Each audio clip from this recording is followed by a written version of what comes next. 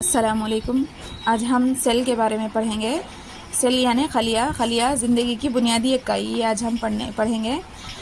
ये बहुत बड़ा सिलेबस है, इसे हम सेशन वाइज पढ़ेंगे। आज हम देखेंगे discovery of cell, diversity in cell, structure and functional unit of life, ये यहाँ तक आज हम देखेंगे। खलिया ज़िंदगी की बुनियादी इकाई। मांस के पौधे के नन्हे खलियों के अंबार से लेकर बड़े सनोबर के दरख्तों तक, छोटे छोटे नज़र न आने वाले बैक्टीरिया से लेकर वेल तक तमाम एक बुनियादी इकाई रखते हैं, जिसे खलिया कहा जाता है। छोटे छोटे पौधे होने दो, मांस के छोटे छोटे पौधे होने दो, या फिर बड़े से बड़ा सनोबर का दरख्त होने दो, इन तमाम में क्या है, एक बुनियादी इकाई होती है। ये एक बुनियादी इकाई से जुड़कर बनते हैं, जिसे हम क्या कहते हैं, खलिया।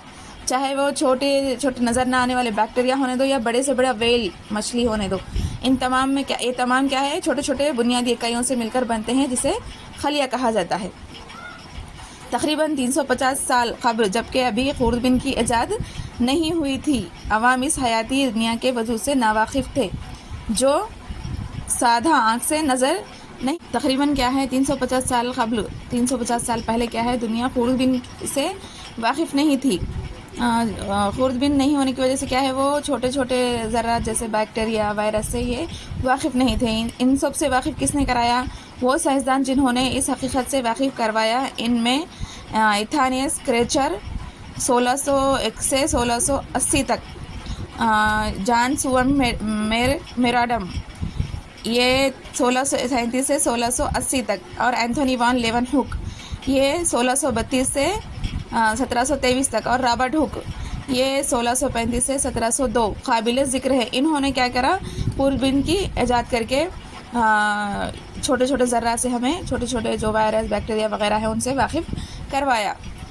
एंटोनी वान लेवनहुक जो कि 1632 से 1723 ने 1674 ईस्वी में पहली दफ़ा जिंदा अजसाम जैसे बैक्टीरिया, ईस्ट, प्रोटोजोआ, खून के सुर्ख जसीमे और पानी के ख़तरे में बड़ी तादाद में ज़िंदगी को देखा। किसने? एंटोनी वान लेवनहुक ने। सबसे पहले एंटोनी वान लेवनहुक ने जिंदा अजसाम में पहली दफ़ा क्या करा, ज़िंदगी को देखा, यानी कि छोटे छोटे ज़रात जैसे कि प्रोटोजोआ, ईस्ट, बैक्टीरिया, खून के सुर्ख जसीमे और पानी के ख़तरों में बड़ी तादाद में ज़िंदगियों को इन्होंने देखा, जिंदा खलियों को, जिंदा अजसाम में। और 1665 ईस्वी में इंग्लैंड के साइंसदान रॉबर्ट हुक ने अपने ही तैयार करदा सादा तकबीरी आले की मदद से छाल की पतली परत शाह बलूत के दरख्त ओक ट्री की मुलायम छाल का मुशाहिदा किया। किसने? रॉबर्ट हुक ने क्या किया, एक शाह बलूत के दरख्त ओक ट्री की मदद की मुलायम छाल से क्या है, मुशाहिदा किया।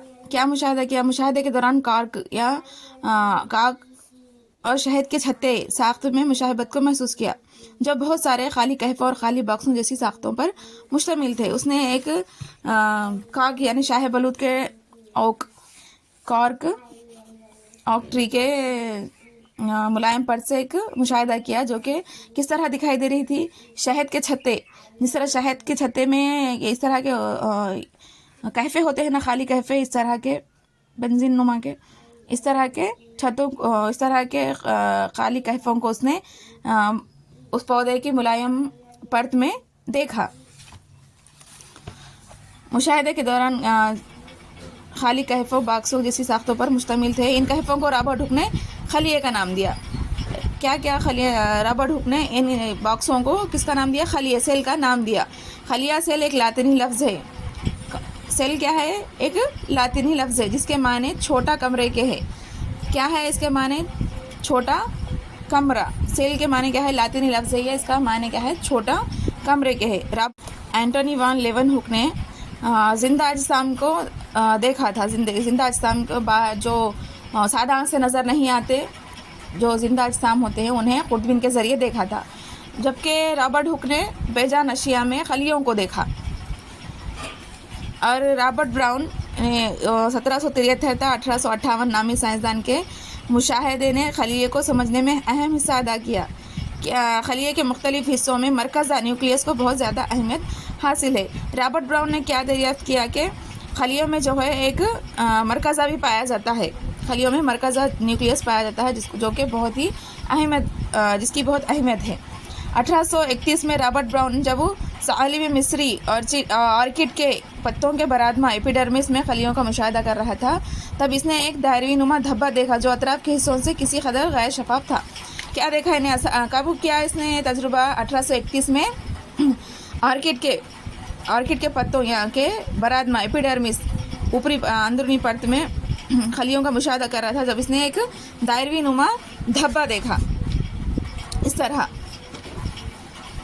ये रॉबर्ट ब्राउन है, इस तरह का धब्बा देखा। उसमें क्या नज़र आ रहा है, इसमें खलिया माया, दहन, खलवी दीवार और ये जो है ये मरकज़ा नज़र आ रहा है, जो किस तरह था, गैर शफाफ था, दूसरे अतराफ़ के हिस्सों से किसी कदर गैर शफाफ नज़र आ रहा था। इस जैसी साख्त दूसरे खलियों में भी मौजूद है। ब्राउन ने दावा किया कि यह साख्त खलिए का एक लाजमी हिस्सा है और इसको मरकज़ा न्यूक्लियस का नाम दिया। इसने क्या दावा किया कि ये जो साख्त है जो दूसरे हिस्सों से अलग नज़र आ रही है, ये शायद बहुत ही खलिए की एक अहम और लाजमी हिस्सा है, इसलिए इसने इसको मरकज़े का नाम दिया। रॉबर्ट ब्राउन ने जब पहली मरतबा मरकज़े का मुशाहिदा किया तो इसने देखा जिसमें 3 दहन स्टोमेटा मौजूद हैं। ये वो मसावत हैं जिनके ज़रिए पत्ते गैसों का तबादला अमल में लाते हैं। तो रॉबर्ट ब्राउन ने क्या किया, मरकज़े का मुशाहिदा करने के बाद देखा कि उन्हें दहन स्टोमेटा मौजूद है उसमें, जो जिनके ज़रिए क्या है गैसों का तबादला अमल में आ रहा था। एंटोनी वान लेवनहुक ने जानदार अजसाम को देखा। रॉबर्ट हुक ने बेजान पौधे में क्या है खलिए का मुशाहिदा किया। इसमें खलिया पाया जाता है जिसको सेल का नाम दिया, खलिया या सेल का नाम दिया। जो बॉक्सेस पाए जाते हैं उन्हें खलिया या सेल का नाम दिया, जो कि इसके माने छोटे कमरे के है। ये एक लातिनी लफ्ज़ है। और रॉबर्ट ब्राउन ने मरकज़े की दरियाफ्त की, किसके ज़रिए, ऑर्किड के पत्तों के ज़रिए उसने मरकज़े की दरियाफ्त की। इन पत्तों में जो गैर शफाफ नज़र आने वाला हिस्सा था उसे मरकज़े का नाम दिया। इन मरकज़े में क्या है, दहन या स्टोमेटा मौजूद होता है जिसमें क्या है गैसों का तबादला अमल अंजाम पाता है। अब प्याज और रुखसार के खलियों को लेकर इनको सैफरिन या मिथाइलिन ब्लू से रंगने के बाद और खूरबीन की मदद से इनका मुशाहिदा किया गया। प्याज और रुखसार के खलियों में क्या फ़र्क है, ये बेजान और ये जानदार में खलियों की साख्त किस तरह होती है, ये किस तरह होते हैं, ये देखने के लिए इन्हें क्या किया गया, सैफरिन या फिर मिथाइल ब्लू से रंगने के बाद कवर स्लिप में प्याज के छिलका और दूसरे कवर स्लिप में रुखसार के या अपने गाल के खलियों को लेकर कवर स्लिप में पानी का ख़तरा डालकर खुर्दबीन में अलहदा मुशाहिदा किया। उनके साथ मिथाइल ब्लू या फिर सैफरन डालकर इनका मुशाहिदा किया गया।